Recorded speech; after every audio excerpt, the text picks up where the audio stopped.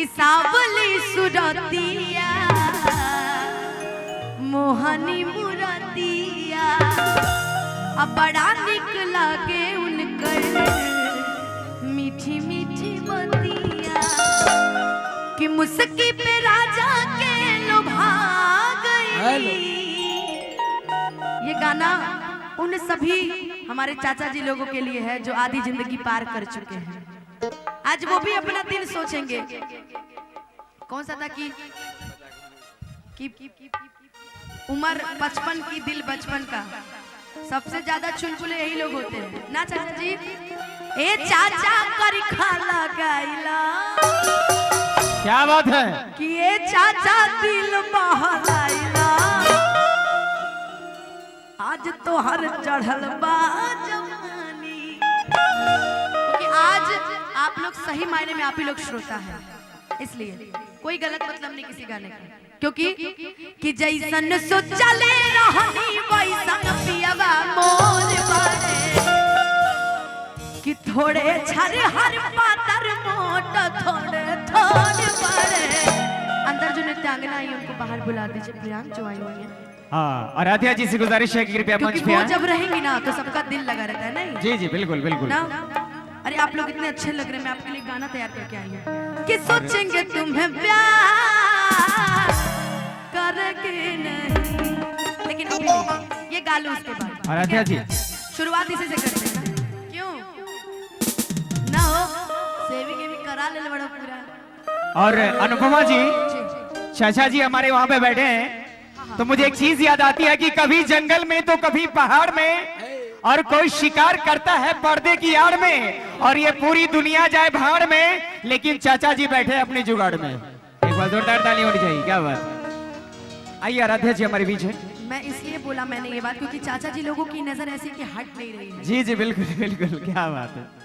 क्योंकि कि मुझसे मोहब्बत का इजहार करता, काश कोई लड़का मुझे प्यार करता। क्या बात है, क्या बात है। सारे गाने सुनाऊंगी, जितनी आपकी फरमाइशों के लिए कुछ ज्यादा प्रियांक ने मुझे थमाई है, लेकिन कोई नहीं।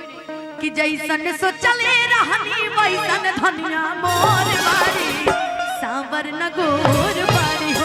जैसन सोचले रहनी वैसन धनिया मोर बारी, सांवर न गोर बारी हो।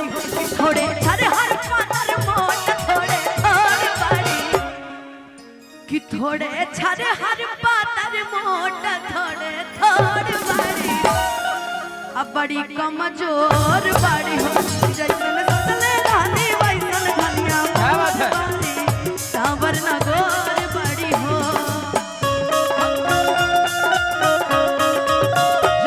तू चीज बड़ी है मस्त मस्त, तू चीज बड़ी है मस्त, नहीं तुझको कोई होश हो, नहीं तुझको कोई होश हो।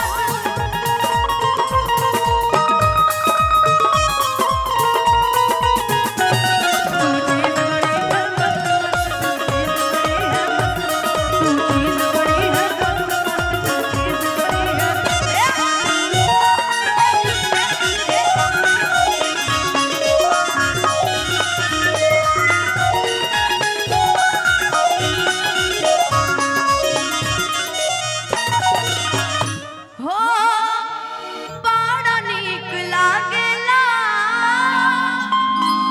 बलम जिंदगी के बोलिया,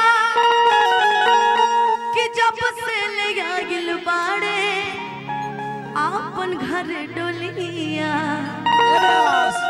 हाँ हाँ तने मुड़की मारवाई, मुर्गी मार दो उनकर मन पे मार दो। हो बड़ा नीक लागेला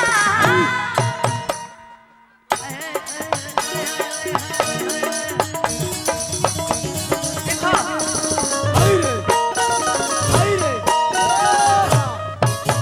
लेकिन अगर मुर्गी पसंद आवत ना भैया, तब पब्लिक के ताली जरूर बजो। यस। मुर्गी में तारा दम नहीं खे ना तो रोवे मार के गिराई मुड़की ताल से। मुर्गी नहीं, कि जा तहरा कैला के गम नहीं खे, आ दिल बाड़ू प्यारे जौन कम नहीं खे। त तनी मुर्गियों मारता वो देख ले कितना कम बा। कि बड़ा निक लागेला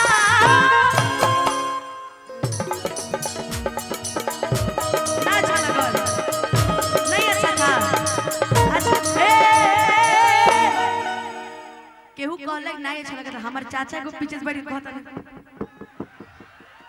ना देखा चाचा फिर हाथ उठाइले हो बड़ा निक लागेला बलम जी के बोलिया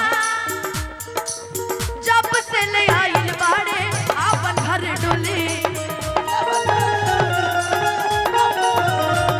हो जब से ले आइल बाड़े आपन घर डोलिया कि बन के हमारा जिंदगी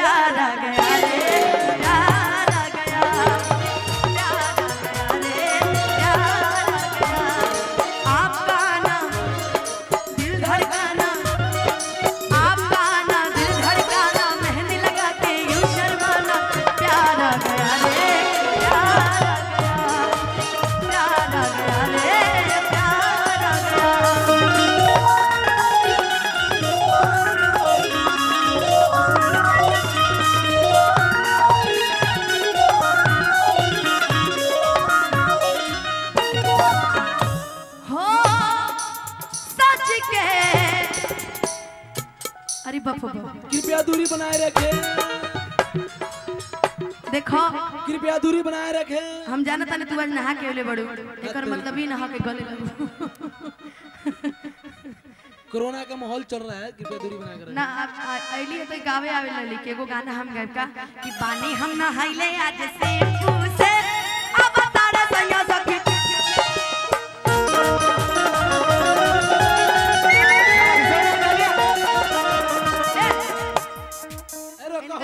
इनके एक दिन हम माइक दे देनी कहनी कि दीदी तू कुछ गावो कहली ठीक है गाएंगे हम कहनी कि लगा था प्यार मोहब्बत के गई है का अरे प्यार खा गेली तेरी चुनरिया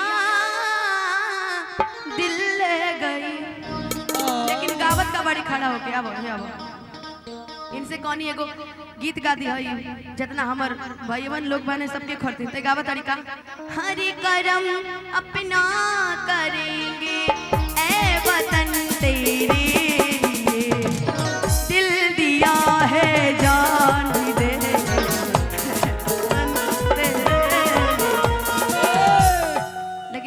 देशभक्ति नहीं खेल गावे के नानू चला एक मुर्गी देखा जा भैया एगो वाला एकदम हाउ तिसरका वाला देसिला मुर्गी हाई वाला फिर हाई वाला तिसर के बैठ के फिर खड़ा होए वाला हां हमरा त ना आवेला लेकिन हां मुर्गी मार के गिराई लो एक बार मुर्गी मारो एक बार मारो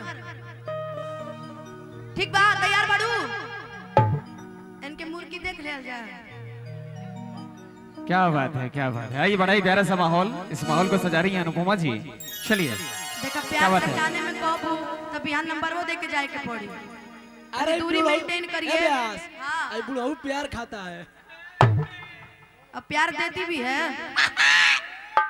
हैं आओ कि साज कैसे जा रही है पे क्या बात है तालियां